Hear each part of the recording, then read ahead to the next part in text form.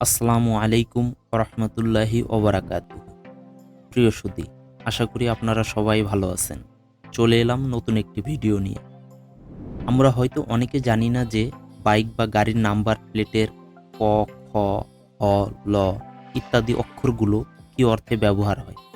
BRT এর অনুমোদিত সকল যানবাহনে নাম্বার প্লেট ব্যবহারের নিয়ম চালু হয় 1973 সালে। আসলে এই নাম্বার প্লেট কি অর্থ বহন করে? নাম্বার প্লেট অনেক মজার তথ্য বহন করে, যা আমরা অনেকেই জানি না। তাই আমি এই ভিডিওতে সেই বিষয়গুলো জানাবো। ভিডিওটি না টেনে সম্পূর্ণ দেখতে থাকুন। বাংলাদেশের যানবাহনগুলোর নাম্বার প্লেটের ফরম্যাট হচ্ছে শহরের নাম, গাড়ির ক্যাটাগরি, ক্রম এবং গাড়ির নাম্বার। যেমন ঢাকা মেট্রো জ 11, 25, 99। এখানে ঢাকা মেট্রো দ্বারা বোঝানো হয়েছে গাড়িটি ঢাকা মেট্রোপলিটন এলাকার আওতাধীন। জ হচ্ছে শুধুমাত্র প্রধানমন্ত্রী কার্যালয়ের আওতাধীন সব গাড়ি জ বর্ণ দ্বারা চিহ্নিত করা হয়। পরবর্তী 11 হচ্ছে গাড়িটির রেজিস্ট্রেশন নাম্বার এবং 25, 99 হচ্ছে গাড়ির সিরিয়াল নাম্বার। সাধারণত বাংলা বর্ণমালায় অ, রস্বই, হ্রস্ব, এ, অ, খ, গ, ঘ ইত্যাদি অক্ষরগুলো ব্যবহার করা হয়। এইসব অক্ষরগুলো গাড়ির আলাদা আলাদা পরিচয় বহন করে। চলুন জেনে নিই এগুলো দ্বারা কি বোঝায়। ক অর্থ 800 সিসি প্রাইভেট কার। খ এর অর্থে বোঝায় 1000 থেকে 1300 সিসি প্রাইভেট কার। গ এর অর্থ বোঝায় 1500 থেকে 1800 সিসি প্রাইভেট কার। ঘ অর্থ বোঝায় জিপ গাড়ি।